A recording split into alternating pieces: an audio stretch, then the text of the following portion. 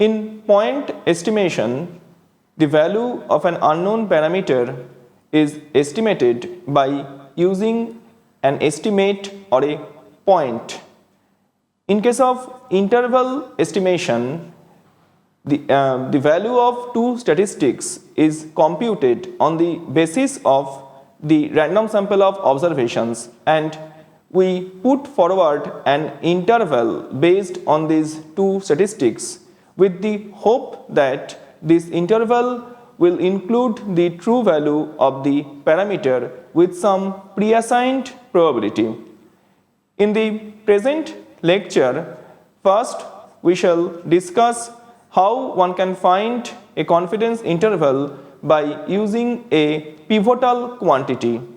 Some examples are discussed in this connection, and we discuss the method of obtaining a shortest length confidence interval or a shortest expected length confidence interval based on the pivot.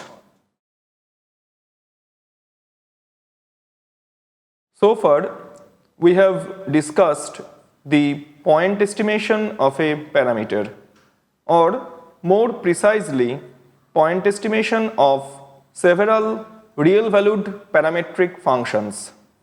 Such point estimates are quite useful, yet they leave something to be desired. In case of continuous distributions, the probability that the point estimator actually equaled the value of the parameter being estimated is 0. Hence, it seems desirable that a point estimate should be accompanied by some measure of the possible error of estimate. For instance, a point estimate must be accompanied by some interval about the point estimate together with some measure of assurance that the true value of the parameter lies within the interval. Instead of making the inference of estimating the true value of the parameter to be a point, we might make the inference that the true value of the parameter is contained in some interval. This is called the problem of interval estimation.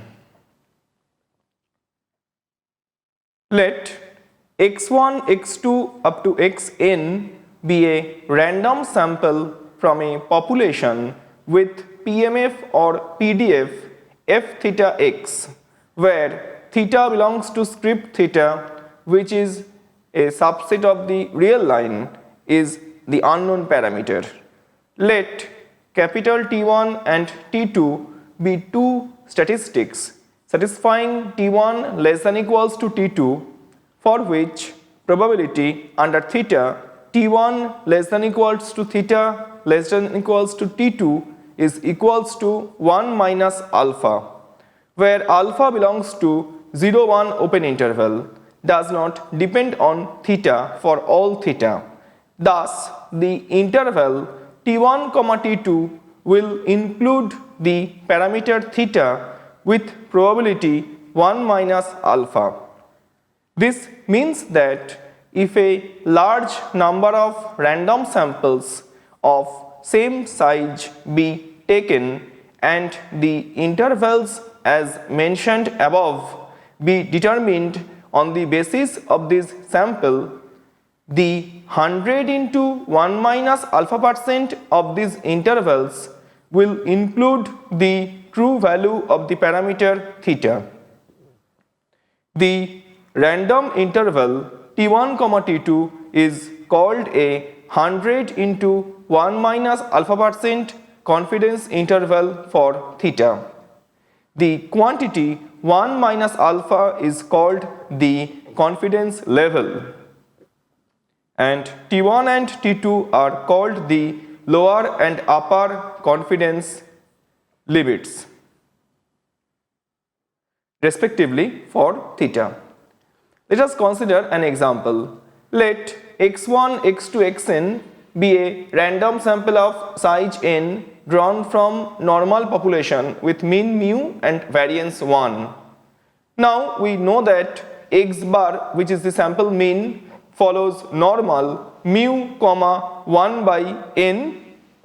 Therefore, probability under mu tau alpha by 2 less than equals to root n into x bar minus mu less than equals to tau alpha by 2 is equals to 1 minus alpha for all mu, where tau alpha by 2 represents the upper 100 into alpha by 2% points of the normal 0-1 distribution. Hence, by interchanging sides, we get probability under mu x bar minus tau alpha by 2 divided by root n less than equals to mu less than equals to x bar plus tau alpha by 2 divided by root n is equals to 1 minus alpha for all mu.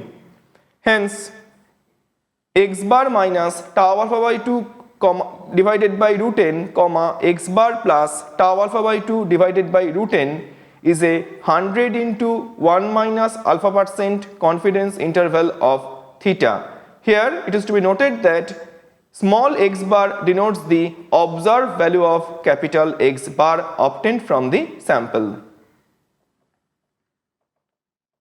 Now we discuss a method of determining a confidence interval by using a pivotal quantity. First, we discuss what is called a pivot.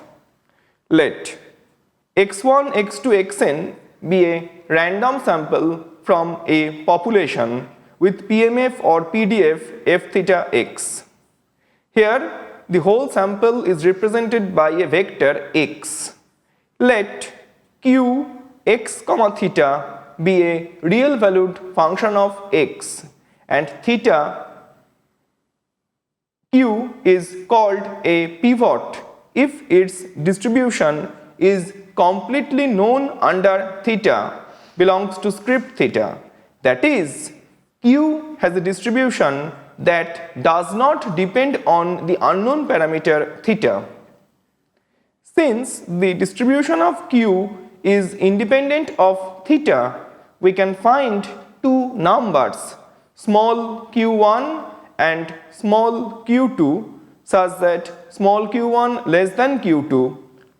Probability under theta q1 less than equals to capital Q x comma theta less than equals to q2 is greater than equals to 1 minus alpha for all theta belongs to script theta.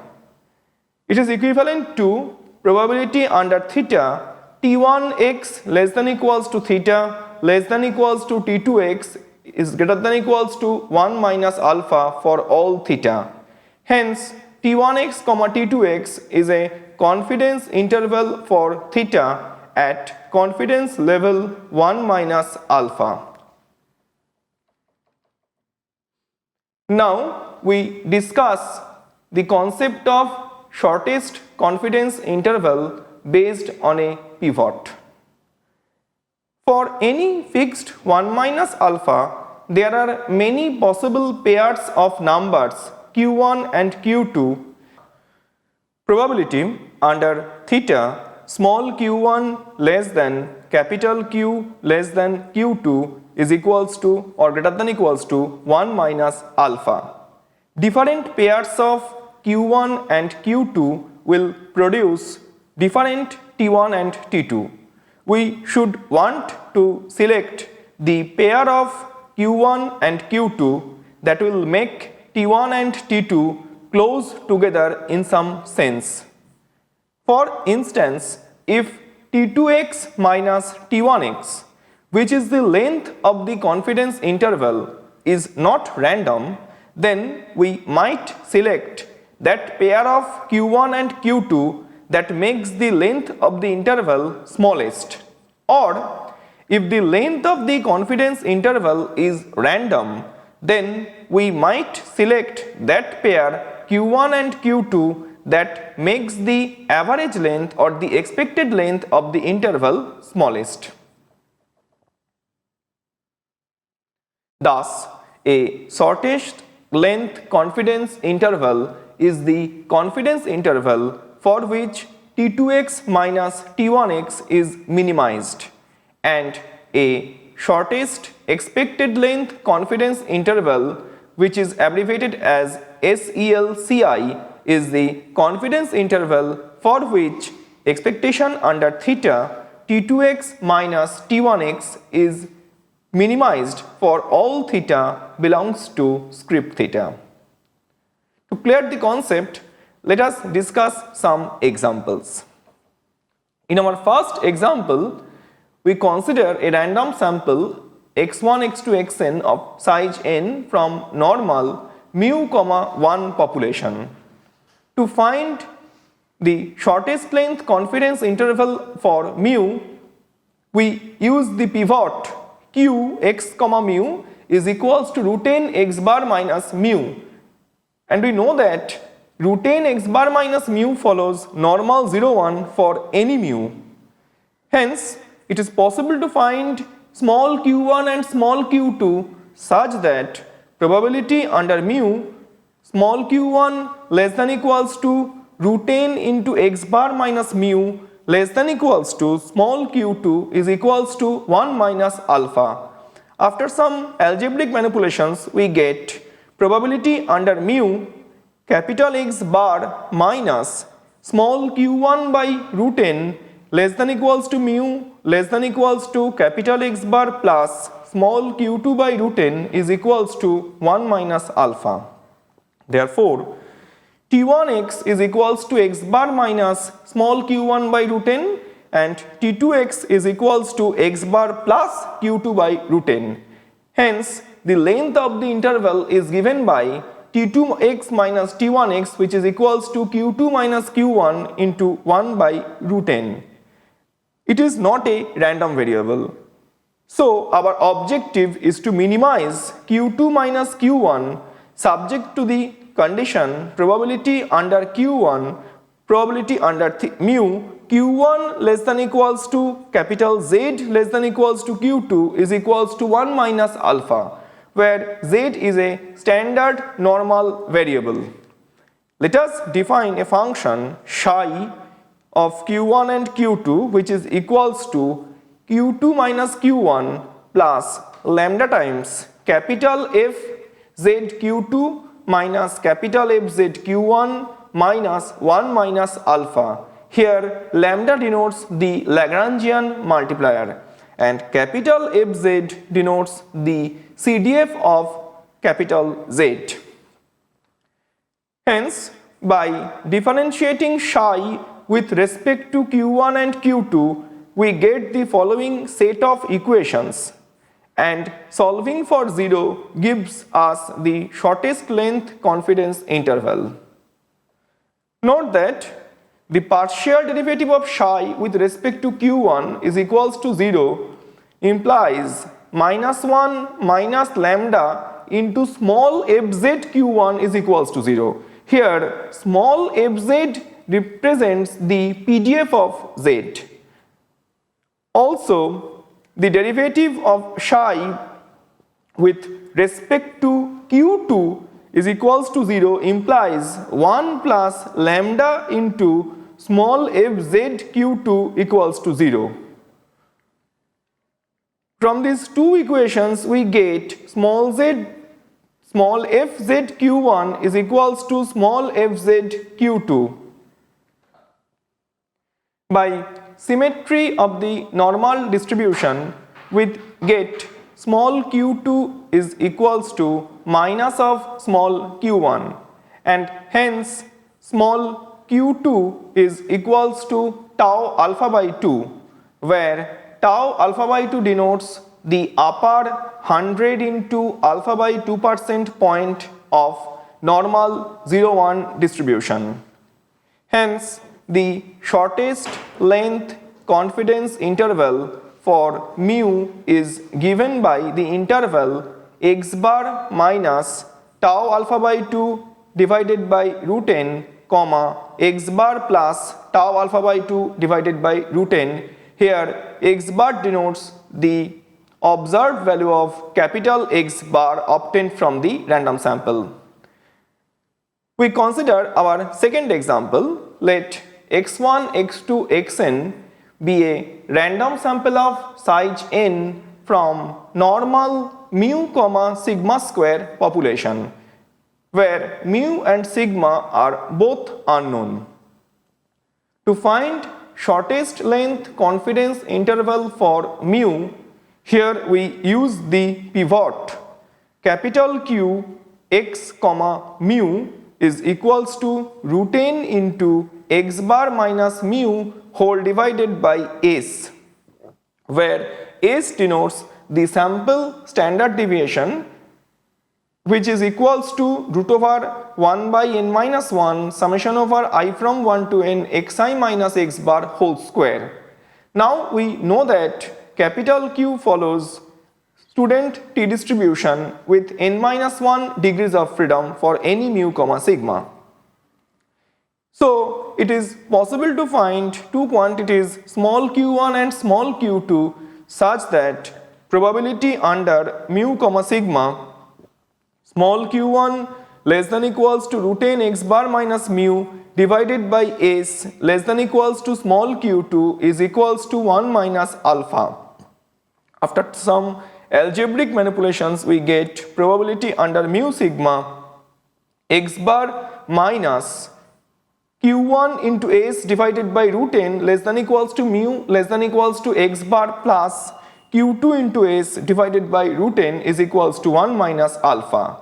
Therefore, t1x equals to x bar minus q1 into s by root n and t2x equals to x bar plus q2 into s by root n.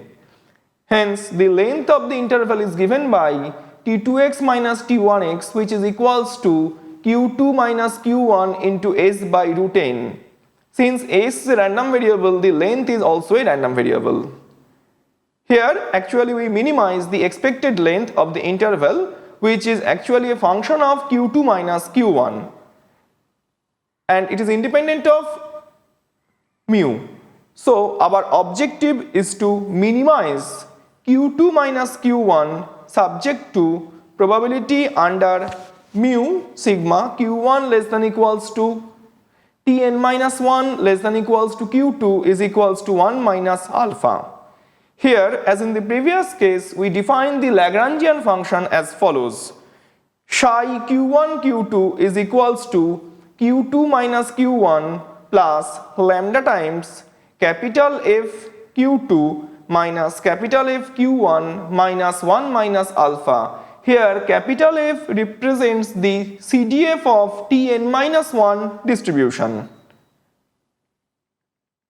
Hence, by differentiating psi with respect to q1 and q2, we get the following set of equations, and solving for 0 gives us the shortest length confidence interval. Here, the partial derivative of psi with respect to q1 is equals to 0 implies minus 1 minus lambda into f small f q1 is equals to 0. Here small f tn minus 1 represents the PDF of tn minus 1 distribution, and the partial derivative of psi with respect to q2 is equals to 0. 1 it implies 1 plus lambda small f tn minus 1 q2 is equals to 0. From the two equations we get f q1 equals to f q2. By the symmetry of the t distribution about 0, we get q2 equals to minus q1, and hence q2 equals to t alpha by 2 comma n minus 1, where t alpha by 2 comma n minus 1 represents the upper 100 into alpha by 2% point of a t distribution with n minus 1 degrees of freedom, and hence the shortest length confidence interval for mu is given by x bar minus t alpha by 2 n minus 1 into s by root n comma x bar plus t alpha by 2 n minus 1 s by root n. Here x bar denotes the observed value of the sample mean and s denotes the observed value of the standard deviation. We consider our fourth example. Our Let x1, x2, xn be a random sample of size n from normal mu comma sigma square population. Suppose we want to find shortest length confidence interval for sigma square. Since mu and sigma square are both unknown, here we use the pivot capital Q equals to summation over I from 1 to n xi minus x bar whole square divided by sigma square. And we know that capital Q follows chi square n minus 1 for any mu comma sigma square. So it is possible to find two quantities small q1 and small q2 such that probability under mu sigma small q1 less than equals to summation over I from 1 to n xi minus x bar whole square by sigma square less than equals to q2 is equals to 1 minus alpha. After some algebraic manipulations we get probability under mu sigma summation I from 1 to n xi minus x bar square by q2 less than equals to sigma squared less than equals to summation I from 1 to n xi minus x bar whole square by q1 is equals to 1 minus alpha. And hence t2x minus t1x is equals to summation over I from 1 to n xi minus x bar whole square into 1 by q1 minus 1 by q2, which is again a random variable. So here we also minimize the expected length of the confidence interval, which is actually a function of 1 by q1 minus 1 by q2. Therefore, we have to minimize 1 by q1 minus 1 by q2 subject to probability q1 less than equals to chi square n minus 1 less than equals to q2 is equals to 1 minus alpha.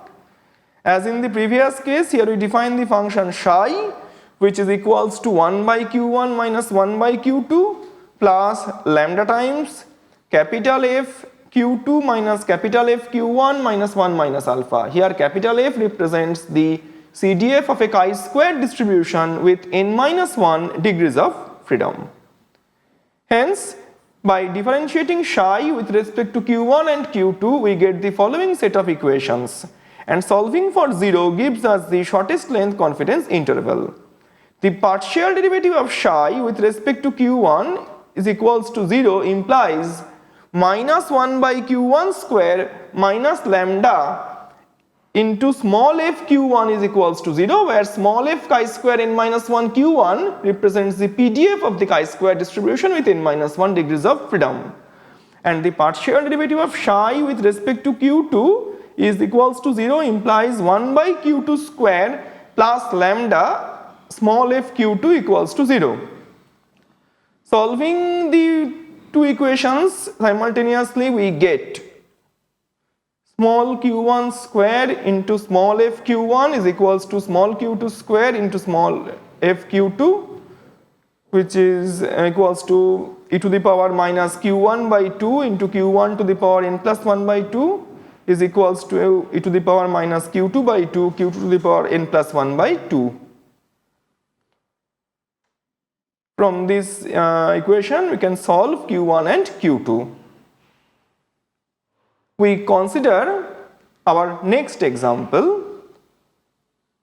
Let x1, x2, xn be a random sample of size n drawn from rectangular 0 theta population. We want to find shortest length confidence interval for theta. Here we use the pivot capital Q x ordered n comma theta, which is equals to x ordered n divided by theta. Here x ordered n denotes the maximum of x1, x2, xn. We know that the PDF of w, which is equals to x ordered n, is given by pw is equals to n by theta to the power n, w to the power n minus 1, w lies between 0 to theta. If we consider the transformation y equals to w by theta, then the PDF of y becomes py equals to n into y to the power n minus 1. Y lies between 0 and 1 and it is independent of theta. Therefore, it is possible to find two quantities small q1 and small q2 such that probability q1 less than y less than q2 is equals to 1 minus alpha. which is equivalent to probability under theta q1 less than x ordered n by theta less than q2 is equals to 1 minus alpha, and therefore probability 1 by q2 less than theta by x ordered n less than 1 by q1 is equals to 1 minus alpha, and finally we get probability x ordered n by q2 less than theta less than x ordered n by q1 is equals to 1 minus alpha. Therefore T1x equals to x ordered n by q2 and T2x equals to x ordered n by q1, and therefore the length of the interval is given by T2x minus T1x is equals to x ordered n into 1 by q1 minus 1 by q2. As in the previous case, here we again minimize 1 by q1 minus 1 by q2 subject to the constraint integral over q1 to q2 n into y to the power n minus 1 dy, which is equals to q2 to the power n minus q1 to the power n is equals to 1 minus alpha. Now 1 minus alpha whole to the power 1 by n less than q2 less than equals to 1. Differentiating the length, which is equals to 1 by q1 minus 1 by q2, which is denoted by L, with respect to q2, we get dl by dq2 is equals to minus 1 by q1 square dq1 by dq2 plus 1 by q2 square. Again, q2 to the power n minus q1 to the power n is equals to 1 minus alpha implies n into q2 to the power n minus 1 minus n into q1 to the power n minus 1 into dq1 by dq2 is equals to 0, and therefore dq1 by dq2 is equals to q2 to the power n minus 1 by q1 to the power n minus 1. Thus we get dl by dq2 is equals to minus 1 by q1 square into q2 to the power n minus 1 by q1 to the power n minus 1 plus 1 by q2 square, which is equals to q1 to the power n plus 1 minus q2 to the power n plus 1 whole divided by q2 square into q1 to the power n plus 1, which is less than 0, and hence L is a decreasing function of q2. Therefore L is minimum if q2 is maximum, and the maximum value of q2 is equals to 1, and hence q1 equals to alpha to the power 1 by n. Thus the shortest expected length confidence interval for theta is given by x ordered n comma x ordered n by alpha to the power 1 by n. Here x ordered n denotes the observed value of x ordered n obtained from the sample. Now we consider our last example. Let x1, y1, x2, y2, xn, yn be n pairs of observations drawn from bivariate normal population with parameters mu1, mu2, sigma 1 squared, sigma 2 squared, rho. And we want to find the shortest length confidence interval for the parameter theta, which is equals to mu1 by mu2, which is ratio of the means. Here mu2 is not equals to 0. Let us define zi. Zi equals to yi minus theta xi. It follows normal 0, sigma 2 square minus 2 theta rho plus theta square sigma 1 square. The sample variance of zi is given by s square theta is equals to 1 by n minus 1 summation over I from 1 to n zi minus z bar whole square, which is equals to s2 square minus 2 theta s12 plus theta square s1 square, where s1 and s2 denotes the sample variances, s1 square and s2 squares, and s12 denotes the sample covariance between xi and yi. Thus root n into z bar divided by s follows tn minus 1, and it can be used as a pivotal quantity for setting confidence interval for theta. So we take q equals to root n z bar by s, and hence it is possible to find two quantities small q1 and small q2 such that probability under theta small q1 less than equals to capital Q less than equals to q2 is equals to 1 minus alpha. We know minus q1 equals to q2 equals to tn minus 1 comma alpha by 2. Therefore by symmetry probability under theta n into z squared theta by s squared theta less than equals to t square n minus 1 comma alpha by 2 is equals to 1 minus alpha. Or probability under theta s2 square minus 2 theta s12 plus theta square s1 square less than equals to n into z bar square by t square n minus 1 comma alpha by 2 is equals to 1 minus alpha. Note that t square n minus 1 comma alpha by 2 into s2 square minus 2 theta s12 plus theta square s1 square equals to n into z bar square defines a parabola in theta. Depending on the roots of theta, the interval can be a finite interval, the complement of the finite interval of the whole real line. Let us close our discussion with the following remark. Like point estimation, the problem of interval estimation is twofold. First, there is a problem of finding interval estimators, and second, there is a problem of determining good or optimum interval estimators. In this lecture, we have discussed a method of finding a good confidence interval by minimizing the expected length of the interval. The other criteria of getting an optimum confidence interval will be discussed at the end of the lecture on testing of hypothesis. In this lecture, we have seen that the choice of the pivot plays a very important role in the interval estimation. A pivot is a quantity, it is a function of the random observations x1, x2, xn and the unknown parameter theta such that its distribution is independent of theta for all values of theta. In the examples, we have seen that the shortest length confidence interval can be obtained by using such a pivot.